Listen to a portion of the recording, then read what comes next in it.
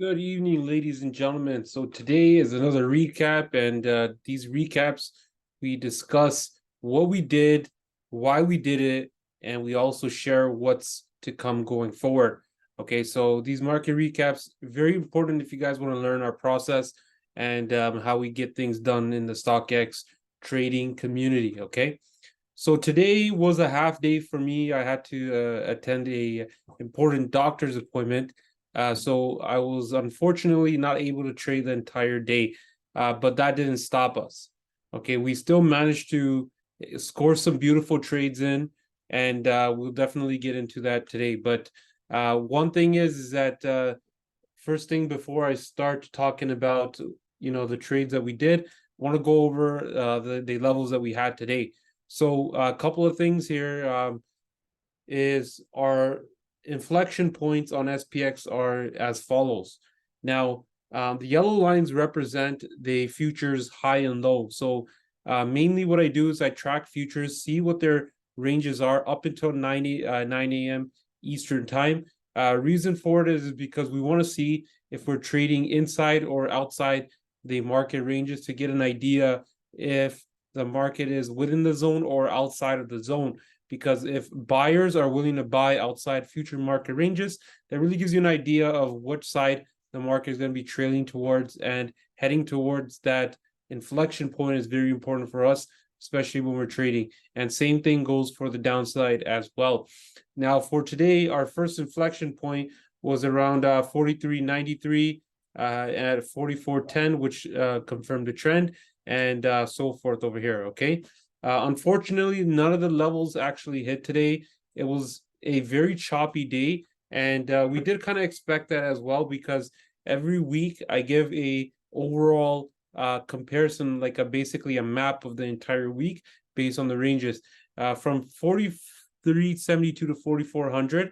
It is expected that it's going to be our chop range, and we kind of already highlighted that going forward. So if you guys are in the mentorship room, you guys already know that I give my weekly prediction, and our weekly prediction for this week is that we highlighted that is going to be choppy, and we also mentioned that because today Powell was expected to give a speech, that I don't foresee Powell's speech being having a significant impact on the market this week, which definitely was true and was correct as well.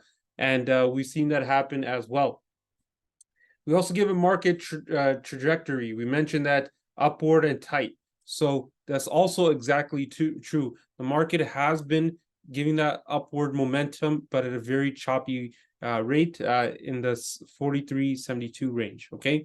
Now, many of you guys may ask, how do I, predict all of this, right? But first thing before I answer that question, I want to also mention this is time stamped. Okay. There's no way I can bullshit this, because this here is timestamped on November 5th at 8:11. That's when I gave this market sentiment report, and you could see that nothing here has been edited, and the chop range, everything is all there. Okay, the way that I predict all of this stuff is very simple here. I have a unique model that is designed to predict when their market is at a trend, and I analyze gamma inflection levels. This model is developed by myself, and I use a couple of algorithms and also, do all my own mathematical analysis. Okay, we analyze premiums, as you can see here, as our main tool to help us guide the future prediction. So I analyze option premiums on a day-to-day basis and on a weekly basis to get an idea on the market trends. So far, I can tell you that the market is still going to continue to be choppy, because my weekly premium range has not really shown any significance whatsoever. Okay. Now, an example of a point in time where the market did trend is when I secured on November the 3rd, for example. I had bought a lot of calls because I recognized that the market was going to be bullish. We actually swung these 43.50 calls in November the 3rd, and I made over 10 Gs plus other profits as well because of that weekly market analysis. You can see over here on my gains that I've been very consistent on a daily basis by earning gains and having a net positive day. Okay, so today we scored very well on Eli Lilly, and we had the 6:30 calls. I'm still holding the 6:40 calls for next week, but the reason why we got that has to do with the overall news. Okay, so the news was that basically their diabetic drug got approved, and that represents a large revenue stream that is coming, right? There's also news that may come on Monday, speculating if insurance companies are going to approve of it not as well. So when that news came out, we knew that we had to jump into that play, and we definitely made it well. Now, a couple of things is because I did have an appointment today, my I was a little bit eager. Okay, so one of the issues with the model that you cannot control is the overall psychological component of it, right? So usually I don't take on any SPX trades until my inflection points hit. But because of that, unfortunately, I had taken a bad trade on the SPX 4410 calls, which is in range as per my model, but the inflection level didn't hit. So we bought those early on, and in anticipation that the market would hit it. But usually I would wait for that to hit to get a confirmation. But because I felt like I was rushed, had a shortened day, I want to make a quick buck because I knew my time was limited. So I took that trade, and that trade went to zero. Okay, so that is the 4410 calls that I bought over here. I'm still holding my Netflix calls here as well, and I think they may move because of Disney and whatever. Still holding Tesla and still holding my Nvidia. So the key thing here, these are all swings. Because I've earned a lot of profits over the week and I've sold majority of my winners, I'm okay to swing these with profits. Now, the SPX 4410 calls didn't work out. It went to zero, and I kind of oversized it a bit. But overall, I still managed to end off the day with a nice profits because of Eli Lilly. So when Eli Lilly news came out, I loaded 2 positions. The first position covered the entire SPX loss, and plus I still have the weekly position that I'm holding, and we're looking to bank on that moving forward. Okay, so a couple of things that I want to highlight about that is every trader, no matter how good your model is, you're always likely to make mistakes no matter what. Okay, your model could be the best in the world, but there's always a psychological component when it comes to trading, and that's very important that I want to highlight. Is that I have been earning profits regularly, and I have been taking profits on a day-to-day basis. That's why it's okay to swing some, so forth. Okay, everyone's account is completely different, so it's always important to make sure that you understand your overall account and you have the right risk management and account measuring process. Okay, because if I'm taking small swings on Netflix or Tesla, wherever the case might be, those positions can easily go to shit. And these positions were actually up, 20-30% at one point, but I'm still holding on. Eli Lilly can also go to shit too, but the key fact remains is that position was down around $2,400 at one point. Now it's up 4,000. Okay, so we got that prior to the news when the diabetic drug got approved by the FDA. And then once the news came out that the drug got approved by the FDA, I managed to jump into the Eli Lilly 640 calls, and we got 230 or 40%. So 240% that we banked on that following play here. Okay, so always remember, when the market gives you an opportunity to make easy money, take it. Okay, you just have to make sure you pay attention and you understand what's going on. Eli Lilly was actually on my watch list this week, and that's one thing I kind of regret. But at the same time, I knew when the opportunity presented itself to take advantage of it and definitely make money off it as well. So I sold this after my appointment. The 630s, it can definitely get to 630 or higher, but we're holding on the 640s because we got an extra week. And if we look at the Eli Lilly chart over here, we can see that it's very close to its high of year, which is around 630. So watch out for the breakout. The news is still bullish, and it still may go higher overnight. So keep an eye on this. And things to look forward to. So we're still very bullish on NVIDIA.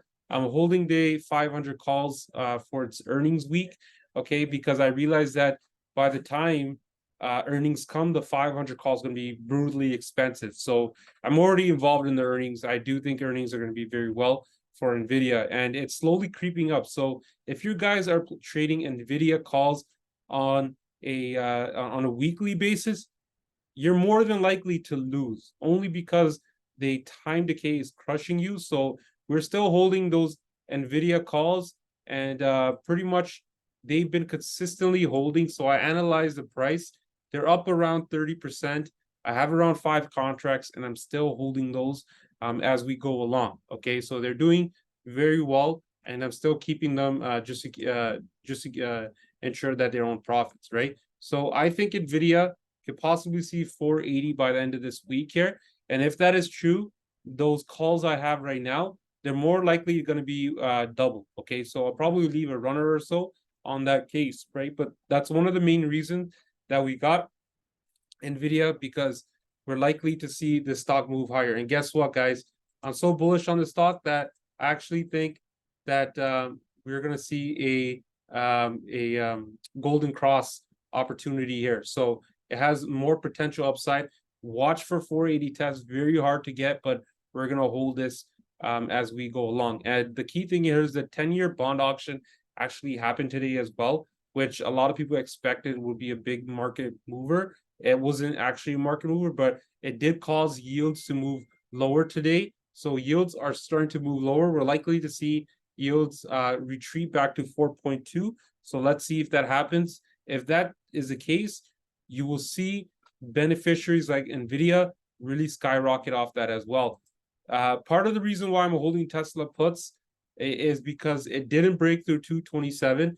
And we also have Tesla puts in case if the bond auction came in bad and yields were to rise. So in a situation where yields were to rise, you can see Tesla really crater. And when you look at every other stock in the market, when yields are rising, Tesla is tanking. Tesla had consecutive red closes. So every week is closing in the every day is closing in the red, and that's not a good sign, because that's really pumping it up that one day it's going to have a real bad day. We still have the 210 puts, and let's see what happens over here. So that you could call as somewhat as my market hedge, because I am, in bullish calls and so forth, right? In my chat room, I do explain a lot of my processes and so forth. There's a lot of people with small accounts, and when it comes to small accounts, I share ideas on what to buy. So if you are a small account trader and you don't want to get in all those positions, which I truly understand, you can't mix your bags. I always make sure I give my small account traders good trades that are slow and steady, not slow and steady, but are really concise and calculated. And we also highlighted the ELITE 630 call as a nice lotto for small accounts. If you had taken this, it's a nice 250% play that we had given that. So that's just an example. A couple of other stocks I do like going forward. I am keeping my eye on Netflix because of that Disney news. So Disney earning came out today as well. The subscriber growth was higher than Wall Street expectations. So Wall Street expected 140 million in Disney Plus subscribers. It actually ended up coming to 150. Disney is up slightly after earnings. It was actually higher before, but they are also cutting measures. So because of Disney, I think Netflix may move higher. It doesn't show that on the pre-market detail here, but it definitely can go. So if you look at Disney, so Disney is up around 2 to 3%. They did cut their costs, so let's see if that impacts Netflix going forward. And we do know cloud stocks are still moving forward. A lot of people, sometimes in my room, people take their own plays, and that's totally fine with me as long as you want to. But a lot of people are wondering why I didn't take Snow play. I know clouds is strong. Is because Snow didn't break through my estimated weekly high, which was 160. So This was as per my my market analysis. It did not break through that range, so that is a reason why I did not play that. So let's see if clouds move higher.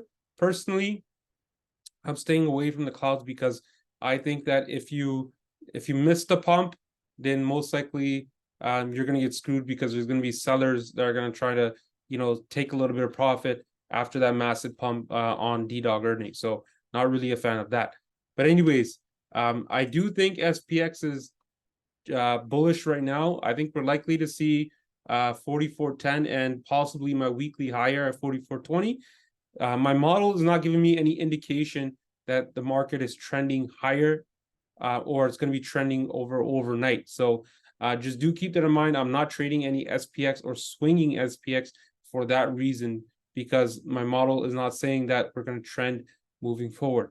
So that's all I got for right now. Hope you guys enjoyed this market recap. It was kind of longer than I expected to, but I hope this information was helpful and that you guys took away how my methodology works and you learned a thing or two. So see you guys in the next one, and let's get that money.